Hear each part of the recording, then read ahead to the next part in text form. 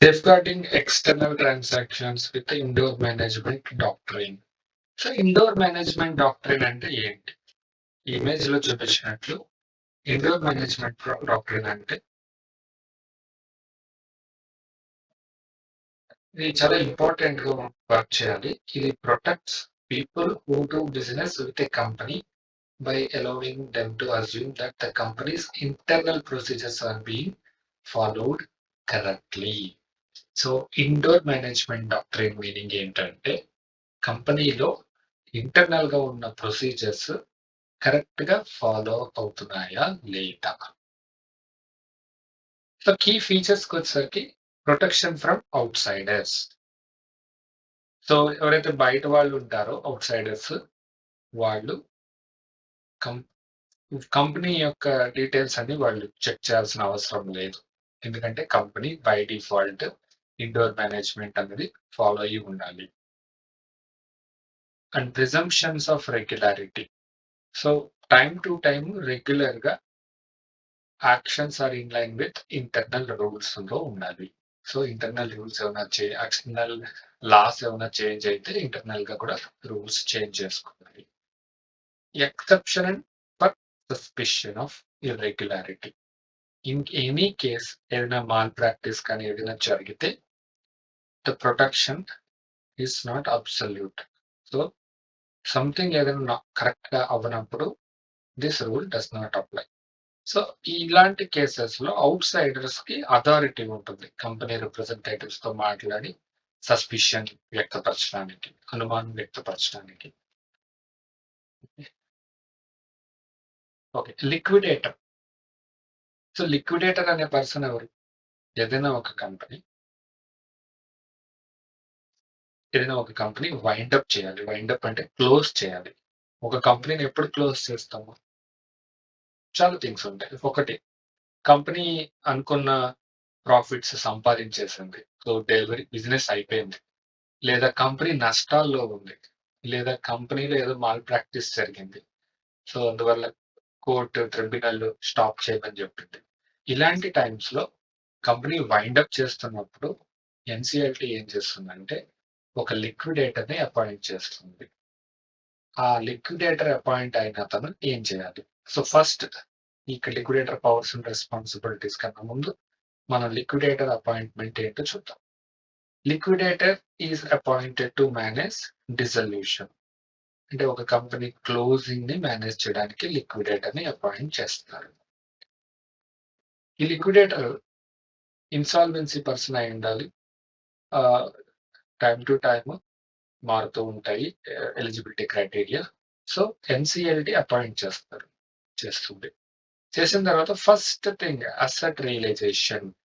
So ఏ company అయితే wind up చేయాలో లిక్విడేటర్ ఆ కంపెనీలో ఉన్న ప్రతి assets, losses, debts, financial statements అన్ని చూసుకుని కంపెనీ అసెట్స్ ని సేల్ చేయడం మొదలు పెడతారు. సేల్ చేసి next third investigation and recovery. అసలు కంపెనీ ఎందుకు ఫ్లాప్ అయింది? ఏదైనా మాల్ ప్రాక్టీస్ జరిగిందా, లేదా ఫ్రాడ్యులెంట్ యాక్టివిటీ ఏదైనా ఉందా కంపెనీలో? ఇలాంటివి ఇన్వెస్టిగేషన్ చేయాలి. అండ్ నెక్స్ట్ ఏదైనా లీగల్ ప్రాబ్లమ్స్ వస్తే ఆ లీగల్ ప్రాబ్లమ్స్ ని రిప్రజెంట్ చేయడానికి ఈ కంపెనీ తరఫున లిక్విడేటర్ కి చార్జ్ తీసుకోవాలి, రైట్ ఉంటుంది. And next management of estate. So assets అన్ని రియలైజేషన్ జరిగినప్పుడు మనీ వస్తుంది. ఒకవేళ అసెట్స్ ని అమ్మడానికి అంటే లిక్విడేషన్ చేయడానికి ఆప్షన్స్ కండక్ట్ చేయాలంటే లిక్విడేటర్ చేయగలుగుతాడు. And finally distribution of proceeds. So ఈ ఆక్షన్ లో వచ్చిన మనీ ప్రయారిటీ బేసిస్ క్రెడిటార్స్ ఎవరైతే అప్పులు ఇచ్చి ఉంటారో వాళ్ళందరికీ ఇవ్వాల్సి ఉంటుంది. సో నెక్స్ట్ది understanding multinational corporations. So multinational corporations, MNCs అంటే ఆ నేమ్ లోనే మనకు అర్థమవుతుంది. ఏదైనా ఒక కంపెనీ ఒక కంట్రీ కన్నా ఎక్కువ కంట్రీస్ లో ఉంటే దాన్ని మల్టీనేషనల్ కార్పొరేషన్ అంటారు. సో దీనివల్ల ఏంటి అడ్వాంటేజెస్ అంటే technological and knowledge transfer. So ఇక్కడ ఉన్న టెక్నాలజీ, అక్కడ ఉన్న టెక్నాలజీ, కంట్రీస్ డిఫరెంట్ స్పీడ్స్ లో డెవలప్ అవుతూ ఉంటాయి. ఒక కంపెనీ చాలా స్పీడ్‌గా అయ్యుండొచ్చు. ఒక కంపెనీ స్లోగా అయ్యుండొచ్చు. సో, ఈ మల్టీనేషనల్ కంపెనీస్ ఏం జేస్తాయంటే, ఇక్కడున్న నాలెడ్జ్‌ని అక్కడికి, అక్కడున్న నాలెడ్జ్‌ని ఇక్కడికి తీసుకొని బాగా ఇంప్రూవ్ అవుతాయి. Next global presence. So, for example global presence అంటే ఎక్కువ కంట్రీస్‌లో వాళ్ళు ఆపరేషన్స్ పెడతారు. మల్టీనేషనల్ కంపెనీస్‌కి మల్టిపుల్ కంట్రీస్‌లో ఆఫీసెస్ ఉంటాయి. ఆఫీసెస్ అంటే బ్రాంచ్ ఆఫీస్ కానీ, సబ్సిడరీ కానీ ఇలాంటి ఆఫీసెస్ అన్నమాట. Centralized management. సో, ఏదైనా ఎంఎన్‌సి మల్టీనేషనల్ కార్పొరేషన్స్‌కి సెంట్రలైజ్డ్‌గా కొన్ని పాలిసీస్ ఉంటాయి యూనిఫార్మ్‌గా. అక్కడ లోకల్ లాస్‌కి ఎఫెక్ట్ అవ్వకుండా సేమ్ లాస్ యూనిఫార్మ్‌గా వీళ్ళు అన్ని కంపెనీస్‌కి, అన్ని లొకేషన్‌లో ఉన్న కంపెనీస్‌కి అప్లై చేస్తారు. Diversified products and services. So, they are like products చాలా ప్రొడక్ట్స్ ఉంటాయి. ఏ ఏ కంట్రీకి సూటబుల్ అయ్యేలాగా. సో, అవన్నీ వాళ్ళు డెవలప్ చేయగలుగుతారు. లేదా ప్రొడ్యూస్ చేయగలుగుతారు. And economies of scale, cost efficient in operations. So, ఎప్పుడైతే వాళ్ళు డిఫరెంట్ కంట్రీస్‌తో డీల్ చేస్తున్నారో, అప్పుడు వాళ్ళ ఎకనామీస్ కూడా చాలా బెటర్‌గా ఉంటుంది. And access to international markets. Yes. ఎందుకంటే వాళ్ళు ఇంటర్నేషనల్ లెవెల్‌లో వర్క్ చేస్తున్నారు కాబట్టి వాళ్ళకి యాక్సెస్ ఉంటుంది. సో, ఇది MNCs. Minority share holder rights. Safeguarding minority share holder rights. అసలు మైనారిటీ షేర్ హోల్డర్ అంటే ఎవరు? ఏదైనా ఒక కంపెనీలో చాలా తక్కువ పర్సెంటేజ్ ఆఫ్ షేర్స్‌ని కలిగి ఉన్న పర్సన్‌ని మైనారిటీ షేర్ హోల్డర్ అంటారు. Okay. So, first oppression and mismanagement. ఇదేంటంటే, ఈ మైనారిటీ షేర్ హోల్డర్‌కి కంపెనీలో జరిగే వ్యవహారాల్లో ఏదైనా ఫ్రాడ్యులెంట్ యాక్టివిటీ లేదా మాల్ ప్రాక్టీస్ కనిపించింది. అటువంటి కేసెస్‌లో అతను ఎన్‌సీఎల్‌టీకి, నేషనల్ కంపెనీ లా ట్రిబ్యునల్‌కి తన తన ప్రాబ్లమ్ తను చెప్పుకోవచ్చు. సో, అది oppression and mismanagement. So, legal framework ఉంటుంది. కంపెనీ మీద ఫైల్ చేయొచ్చు కేసు. ఆహ్, డాక్యుమెంట్స్, ప్రూఫ్స్ అన్నీ కూడా సబ్మిట్ చేయాల్సి ఉంటుంది. Next derivative actions. సో, ఇక్కడ allows lawsuits on behalf of the company. Company side నుంచి బిహాఫ్ ఆఫ్ ద కంపెనీ తన లా సూట్స్ కూడా వస్తాయి. అవి కూడా serious action will be taken if there is any minority, if there is any issue for minority share holder right. And right to information. So, ఈ minority share holders అందరికీ company records, company meetings, financial ట్రాన్సాక్షన్స్‌కి access ఉండాలి. Next judicial interpretation. ఏదైనా problem వచ్చినప్పుడు minority share హోల్డర్స్‌కి ఏదైనా problem వచ్చినప్పుడు for example ఓటింగ్‌కి పిలవలేదనుకోండి. అది ఒక రాంగ్. ఏజీఎఫ్‌కి, ఓటింగ్‌కి పిలవాలి. అప్పుడు లీగల్‌గా, జ్యుడిషియల్‌గా వీళ్ళు కోర్ట్‌లో కేస్ ఫైల్ చేయొచ్చు. సో, ఎందుకు ఇంపార్టెన్స్ ఆఫ్ మైనారిటీ రైట్స్ అంటే, ఒక కంపెనీలో చూసుకుంటే చాలా ఎక్కువ మంది మైనారిటీ షేర్ హోల్డర్స్ ఉంటారు. ఏదైనా public offered company, public limited company, listed కంపెనీలో. సో, అటువంటప్పుడు వాళ్ళ రైట్స్‌ని కూడా ఆహ్, ఆహ్, ఇంపార్టెంట్‌గా బ్యాలెన్స్ చేయడం చాలా ఇంపార్టెంట్. సో, అందుకని ఇవన్నీ ఉన్నాయి. Next characteristics and operations of multinational companies. ఇది మనం ముందే చూసాం. Most of it covered. So, yeah!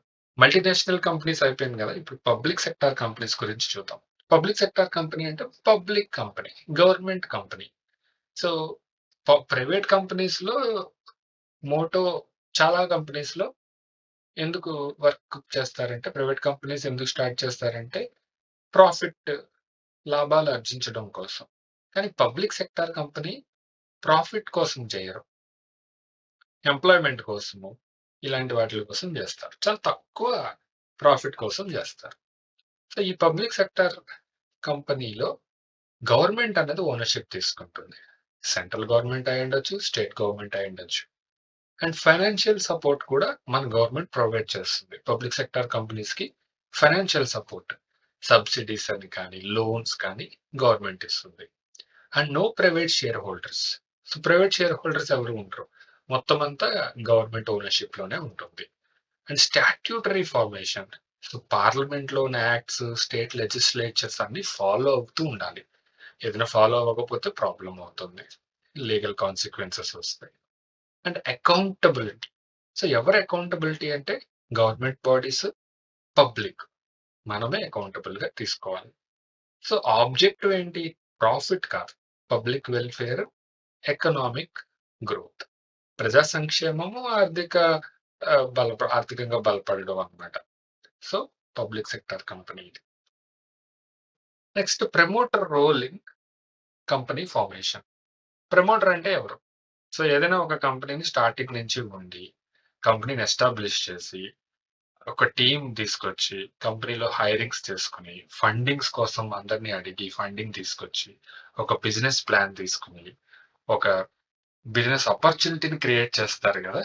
అతన్ని ప్రమోటర్ అంటారు. సో, ఈయన రోల్ చూద్దాం ఫస్ట్ నుంచి. సో, ప్రమోటర్ కంపెనీ స్టార్టింగ్ నుంచి ఎస్టాబ్లిష్‌మెంట్‌లో ప్రతి విషయము తనకు తెలియాలి. ఎక్కడ కంపెనీని స్టార్ట్ చేస్తున్నాము? బిజినెస్ మోడల్ ఏంటి? ఆబ్జెక్టివ్ ఏంటి? ప్రాబ్లమ్స్ ఏమున్నాయి? ఆహ్, ఫైనాన్సెస్ ఎక్కడి నుంచొస్తాయి? ఇవన్నీ. తర్వాత అతన్ని తీసుకెళ్ళి డాక్యుమెంట్స్ మొత్తం లీగల్ పేపర్ వర్క్ అంతా కంపెనీ రిజిస్ట్రార్ ఆఫ్ కంపెనీస్‌కి సబ్మిట్ చేయాల్సి ఉంటుంది. And next funding. ఈ కంపెనీ రన్ అవ్వడానికి ఫండ్ కావాలి కదా! మనీ కావాలి. సో, ఆ మనీని తీసుకురావడానికి ఇన్వెస్టర్స్‌ని అట్రాక్ట్ చేయాల్సుంటుంది. అండ్ నెక్స్ట్ ఇప్పుడు మనీ వచ్చేసింది. కంపెనీ కూడా స్టార్ట్ అయిపోయింది. ప్లాన్. టీమ్ ఉండాలి. ఎగ్జిక్యూట్ చేయాలంటే ఏదైనా ప్లాన్. మనుషులుండాలి కదా! Any labour. టెక్నికల్ కావచ్చు, వైట్ కాలర్ జాబ్స్ కావచ్చు, లేదా జస్ట్ ప్యూర్ కన్‌స్ట్రక్షన్ లేబర్ కావచ్చు. ఎనీ లేబర్ టీమ్‌ని ఫార్మ్ చేసుకోవాలి. తర్వాత బిజినెస్ ప్లాన్‌ని క్రియేట్ చేయాలి. డీటెయిల్డ్ బిజినెస్ స్ట్రాటజీని క్రియేట్ చేసి, బిజినెస్ ఆపర్చునిటీని కూడా ఐడెంటిఫై చేయాలి. ఇవన్నీ promoter roles in a company formation.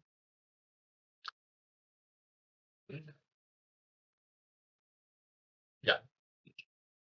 Investigation process in a company. Investigation అంటే ఏంటి? ఏదైనా మాల్ ప్రాక్టీస్ జరిగినప్పుడు, ఫ్రాడ్యులెంట్ యాక్టివిటీ జరిగినప్పుడు ఇన్వెస్టిగేషన్ చేయాలి. ఎలా చేయాలి? ఇనిషియేషన్. 6 స్టెప్స్ ఉన్నాయి.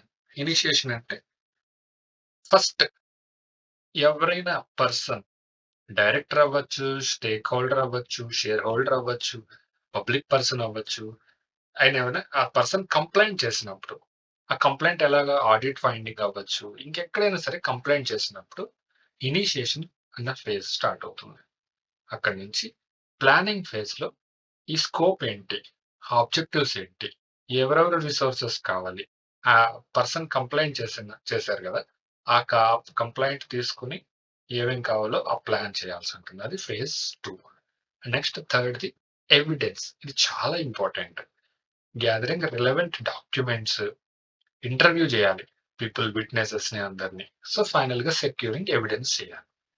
4 అనాలిసిస్. ఈ కలెక్ట్ అయిన ఇన్ఫర్మేషను, విట్‌నెసెస్ ఇంటర్‌వ్యూస్, ఎవిడెన్స్ అంతా బెట్టుకొని వాలిడిటీ ఏది నిజమన్నది వాళ్ళు చెప్పాలి. ఫైనల్‌గా రిపోర్టింగ్. ఈ ఫైండింగ్స్ అన్నీ కంక్లూజన్స్, రికమెండేషన్స్ తోటి బోర్డ్ కోర్ట్‌కి కానీ, ఎన్‌సీఎల్‌టీకి కానీ వాళ్ళు వాళ్ళు అప్లై జేయాలి. ఫైనల్‌గా డిసిప్లినరీ మెజర్ తీసుకోవచ్చు. పాలిసీ రివిజన్స్ చేసుకోవాల్సిన అవసరం ఉంటుంది. ఇవి ఎన్‌సీఎల్‌టీ చెప్తుంది.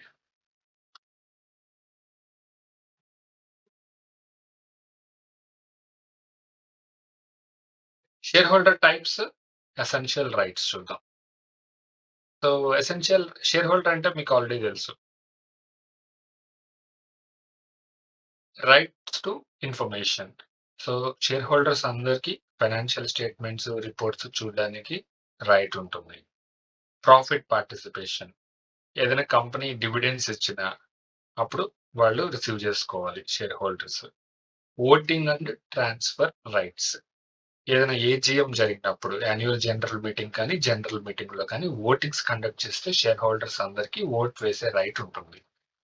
నెక్స్ట్ షేర్ హోల్డర్స్‌ని 2 టైప్స్ కింద డివైడ్ చేయొచ్చు. Equity share holders, preference share holders. So, preference share holders అంటే ఆ షేర్ హోల్డర్స్ ఫిక్స్డ్ డివిడెండ్స్ ఉంటాయి. అంటే లాభాలు ఎక్కువ ఇస్తారు. ఫిక్స్‌డ్‌గా ఉంటాయి.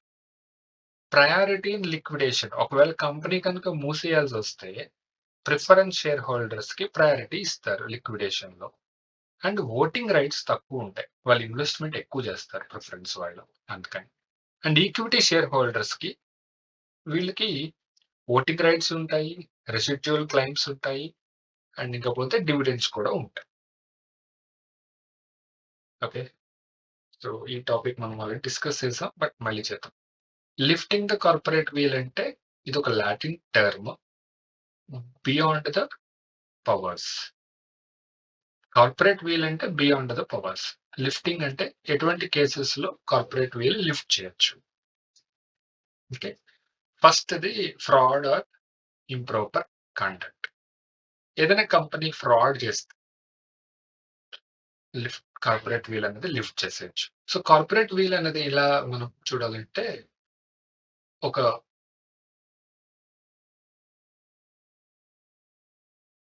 కార్పొరేట్ వీల్ ఎలా చూడాలంటే separate legal entity. Company according to companies law companies act 2013 a company is a separate legal entity. కానీ కొన్ని కేసెస్‌లో కంపెనీ సెపరేట్ లీగల్ ఎంటిటీ కాదు.